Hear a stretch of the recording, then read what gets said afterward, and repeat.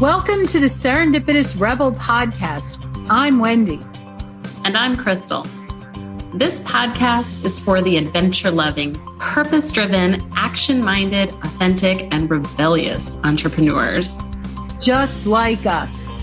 And just like you, we are trying to figure shit out. So join us as we talk about business and life and everything in between.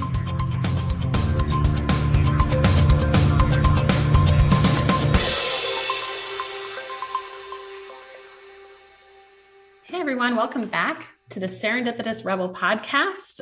I am Crystal and I'm joined here with Wendy. And today we're going to jump in here and talk about partnerships, the pros and the cons, why we feel like a partnership is a good idea for us. It may not be a good idea for everybody. Wendy, do you want to start us off? Sure. So, it's an interesting thing because when I decided that I wanted to focus and be not just a side hustle, but an entrepreneur full time, you think of it as I'm conquering the world. It's me. I make all the decisions. I do absolutely everything. Then for us, there was an opportunity to form a partnership back in October of, why can't I remember? 2021? 2020. 2020. Crap, I missed a year. Pandemic, thank you. There were three of us. It's an interesting shift because all of a sudden you're sharing with other people. There's different chemistries. I mean, it's a really interesting dynamic. And I think that may have just come across as a negative. But for me, what I have found is I really enjoy the partnership because to me, it has what I think of the best of both worlds. Now, it helps to have a partner who you talk about know, like, and trust. It's like you like clients like that. Well, you also have to have that type of business relationship with anyone you enter into a partnership with. And I really like it because it allows me to not focus on what I consider are my weaknesses. It allows me to not have to focus on the fact that I'm not, marketing has never been the thing that lights my fire.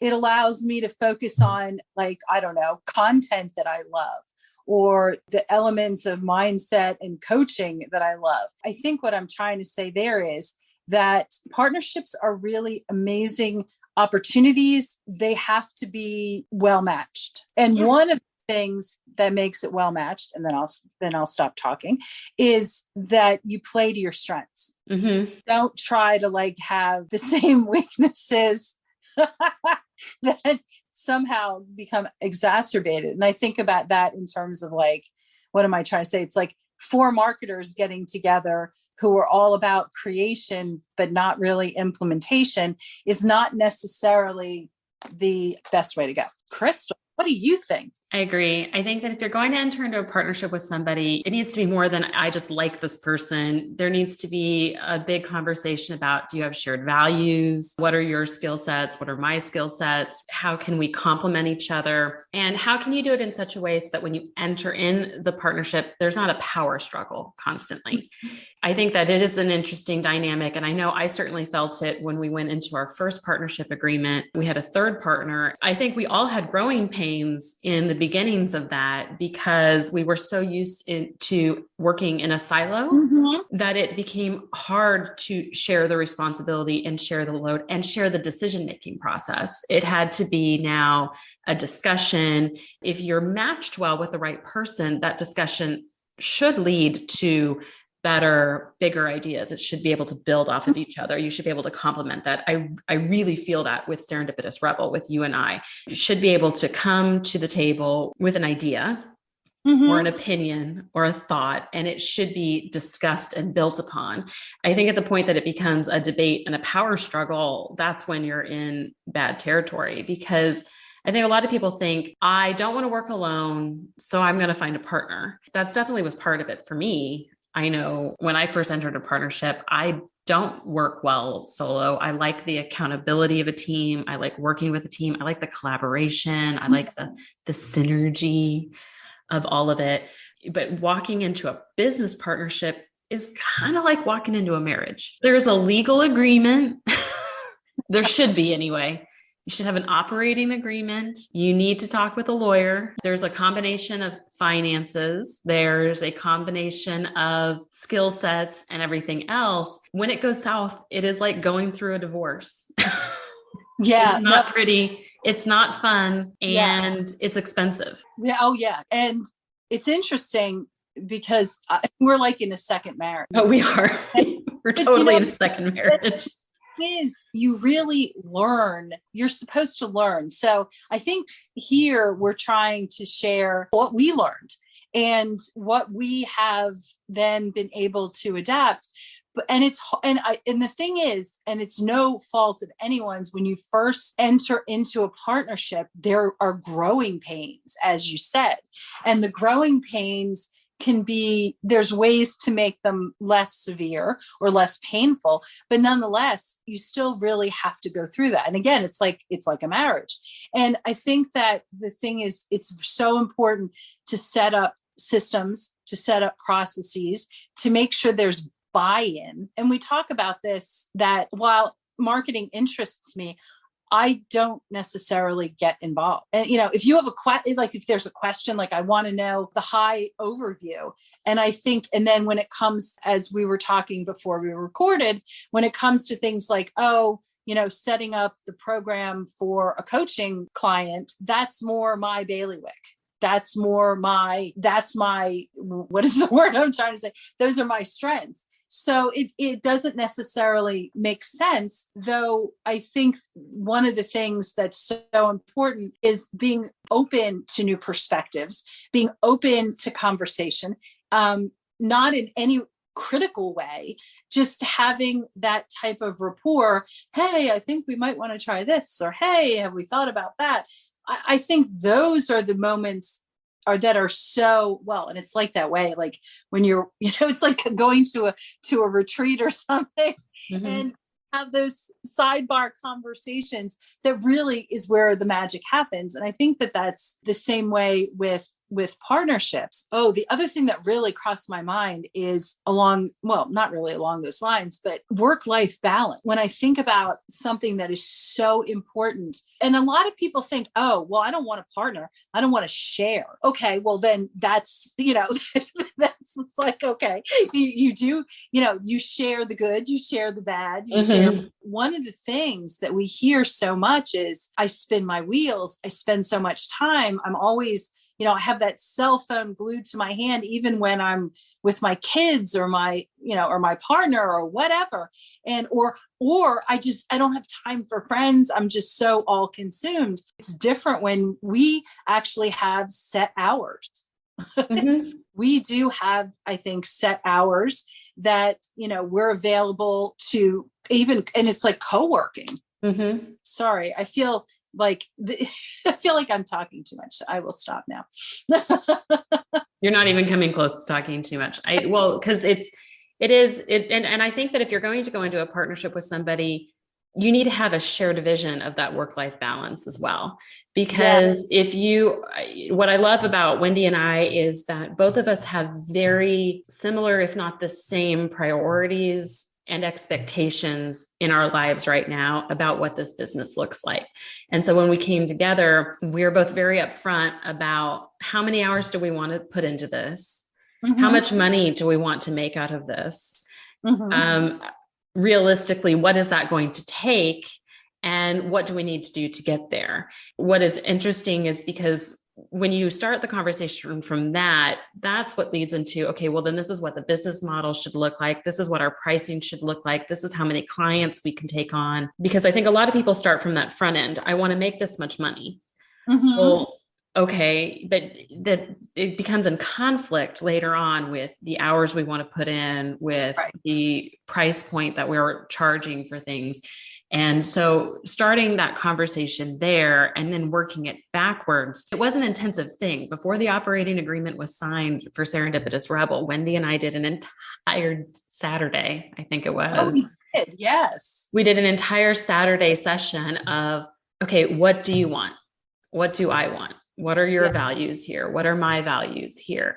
What is the value of this company going to look like? What are the roles and responsibilities going to be? Because Wendy's right. You want to be able to share the load. You want to be able to do it. So you can't really come to the table and say, I'm in charge of marketing and you're in charge of marketing. Then who's in charge of the rest of it? Like there had to be like some assigning of how are we going to handle our finances? Who's tracking those things? In our case, we hired that aspect out because that was neither of our zones of genius. Okay, then we need to budget that line item in for that person to be our bookkeeper. Okay, how do we promote our stuff? How are we going to do those things? And it has to be very frank conversations because kind of like combining two households in a marriage, people have different philosophies about money and how they're going to spend money and how they do things. And so there needed to be real conversations on how all of that was going to work. Yeah, you have to have mutual respect for your zone of genius. Like Wendy is the certified business coach in this relationship, and I'm the certified marketer.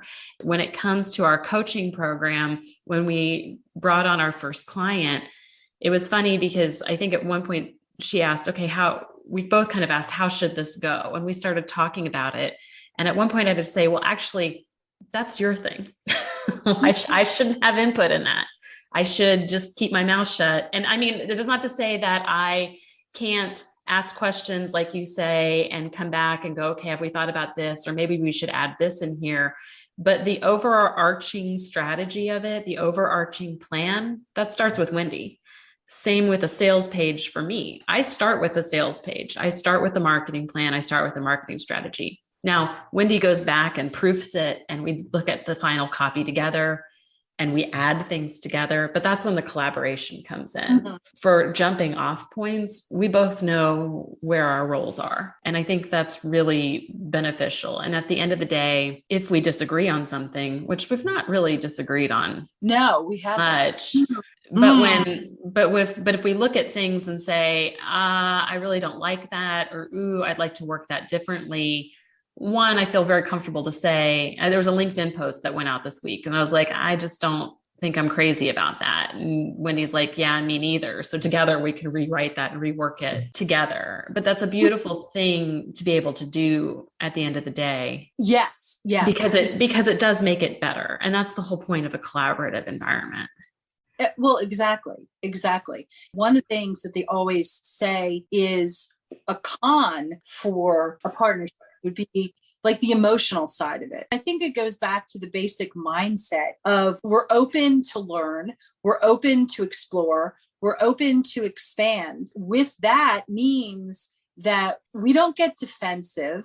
We don't get, step, the toe stepping. And it's actually funny because I think sometimes, and I think we've both done this, it's like, I don't mean to step on your toes, but what about this?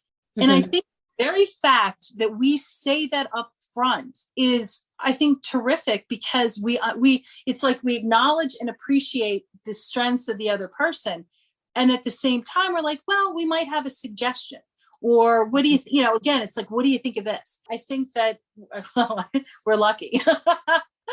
Super lucky. Yeah.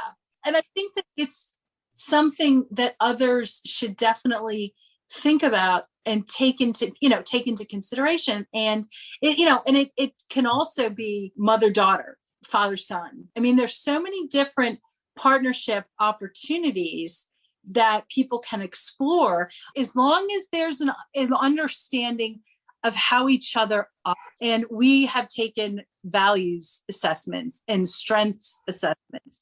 What else do we know? And these various different tools, which sometimes people are like, oh, that's garbage. Not necessarily, because did you all hear the jersey come out there? Oh, I love it when Wendy's jersey comes out. I think that it's not like, it doesn't become an excuse. It becomes an understanding. It's not, I'm ruled by XYZ, therefore I'm a fire sign, therefore I'm always passionate. Well, no, that's not, it's a tool that sometimes, anyway. So I think you understand what I'm trying to say. I think that having utilizing the tools that are so readily available can be really powerful. But then again, I also think that I use some of these tools with my husband, with my family. I make my kids take assessments so we better understand each other. No, because it's a relationship. And I think with any relationship, having those tools in your tool belt is to help better the relationship. And I think people miss the marks of that, whether you're into fire signs, Zodiac, Myers-Briggs, Enneagram. What are the other ones out there?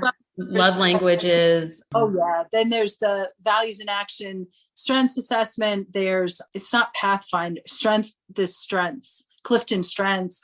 I mean, there's so many really good ones out there.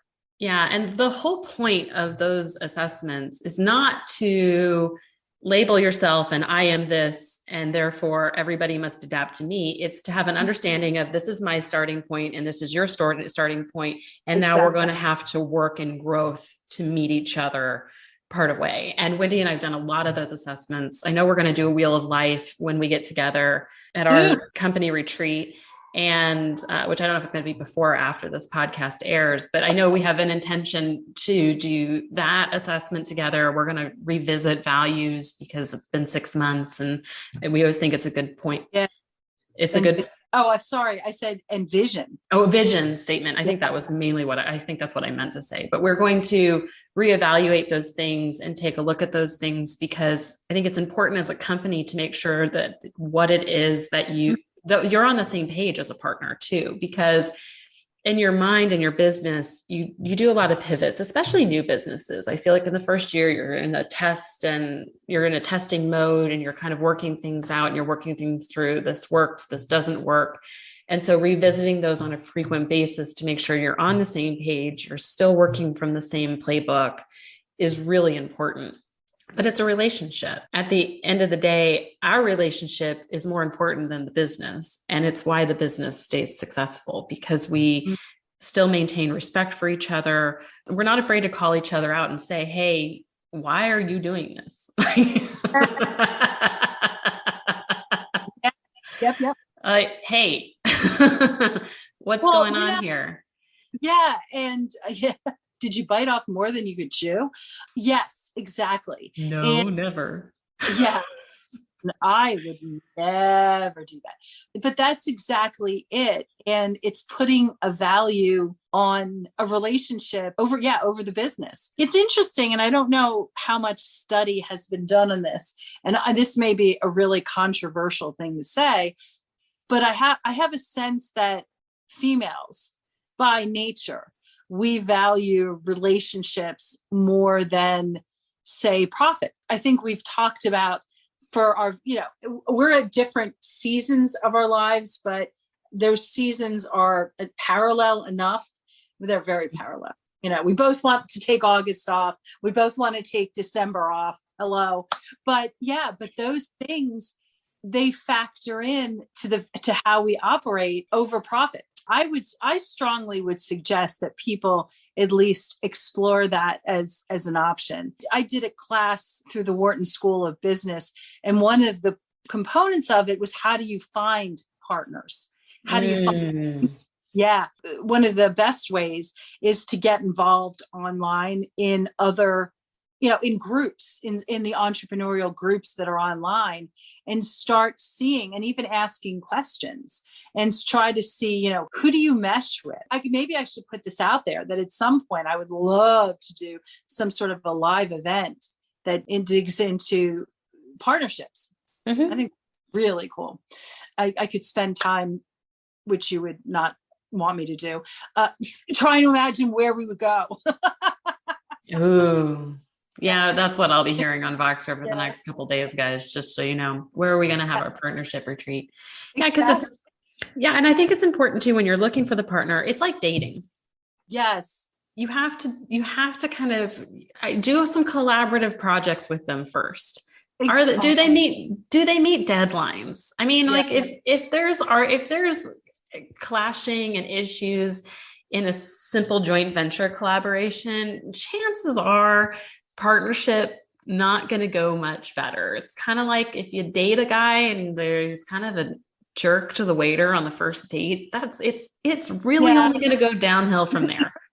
So better. So it's good to know when people tell you who they are, believe them. I think of that Yeah. Oprah quote all the time. When people tell you who they are, believe them. And don't let your want to be in a partnership overshadow any of the flags that you might see in a partnership. Yeah. It's like dating. It's like this could be your dating advice for the day. Ladies, if there are flags in while you're dating, it's just going to get worse when you get married. Just going to throw that out there. Not that I know from experience or anything. Taking the emotion, well, it's not just the emotional, but the connection side really, and then you get the necessarily like legal advice and make sure that you're covered for liability and things of that nature. But starting out with, I wonder if there could be like speed dating for partners. Yeah, it's called Upwork. No, I'm teasing. Oh. No, don't find your partner on Upwork. Don't do that. Don't do that. That's my disclaimer. Don't do that. But yeah, I just really think that it's an option, an opportunity that people should look into, because I think that the pros far outweigh any cons. And Wendy and I have been burned on a partnership before, and then people looked at us like we were kind of crazy when we signed the paperwork to do this again. Or maybe they didn't look, some people looked at me like I was crazy. Like, really, you want to do this again? And I think even you and I had a conversation about, are we sure we really want to do this? Mm-hmm.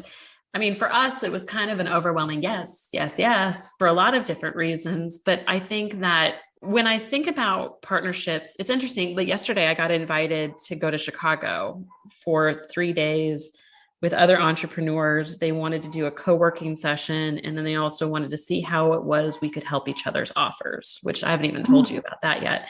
And what that tells me is there is like this desperate need and want from entrepreneurs to collaborate and to work with someone else. Yeah. And I do think that a rising tide rises all boats. I think that relationship marketing and relationship opportunities and this ability to collaborate with other people. We collaborate with another entrepreneur on our masterminding retreats. We bring her in as an energy alchemist. She's phenomenal. We collaborate with other marketing coaches and ad coaches out there. Having those relationships are hugely valuable and people want them. I think people look at you and I and go, we want what you have, because we have a lot of fun. We have a profitable business, and we're both pretty chill about business. As well. I don't feel this has been the year. It's been kind of nice of like no stress. I had texted Wendy last week and I'm like, it was Friday and I didn't work all day. And it was so nice. And I didn't respond till the post until, I don't know, Monday morning. Yeah. And it was just a very chill and working environment. And I think that it is something that you can set yourself up to do if you're intentional about your partnership and about your collaboration and about what your goals and your strategies are. Mm-hmm. Exactly. So, and I have a feeling that this conversation will come up again and again and again and again. Yeah. Well, I think it's really an important thing to talk about and to encourage people to definitely, if not partnering, but collaborating is absolutely the way to go. Whole other podcast on collaborating. Well, that's how you do your speed dating is you look at your collaborative opportunities. Can you bundle with other people? Can you exchange services with other people?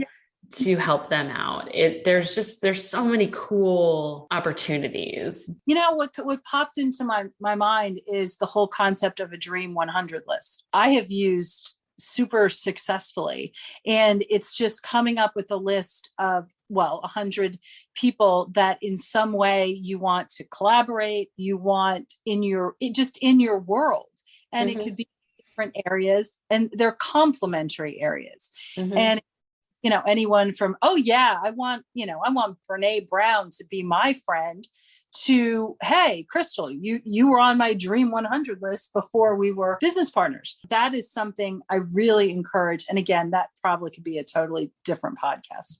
Yeah. So it's a great starting off point.